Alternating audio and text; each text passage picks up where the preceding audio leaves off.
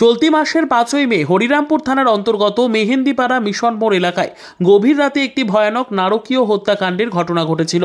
সেই হত্যাকাণ্ডের তদন্তে নেমে হরিরামপুর থানার পুলিশ এই হত্যাকাণ্ডের মূল অভিযুক্ত হেমন্ত মুর্মু গ্রেপ্তার করে। এদিন হরিরামপুর থানার আইসি অভিষেক তালুকদারের নেতৃত্বে বিরাট পুলিশ বাহিনী অভিযুক্ত হেমন্ত মুর্মুকে নিয়ে সেই ঘটনাস্থলে যায়।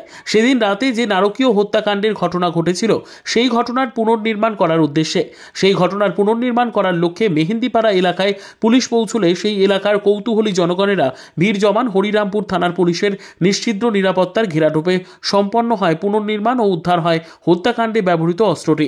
স্থানীয় বাসিন্দা দুর্গা সোরেন এ বিষয়ে বলেন, মানে হচ্ছে যে মার্ডারটা হয়েছিল কয়েকদিন আগে সেটার হচ্ছে রিক্যাপ করা। কি বলবেন হরিরামপুর থানার প্রশাসনকে বলবো খুব দ্রুততার সাথে যেভাবে ওরা আসামিটাকে ধরেছে এবং তার যাতে দ্রুততার সাথে সাজা হয়, চার্জশিট তৈরি করে যাতে দৃষ্টান্তমূলক সাজা হয় সেই ব্যাপারে অনুরোধ করব। ব্যুরো রিপোর্ট, উত্তর বাংলা সংবাদ।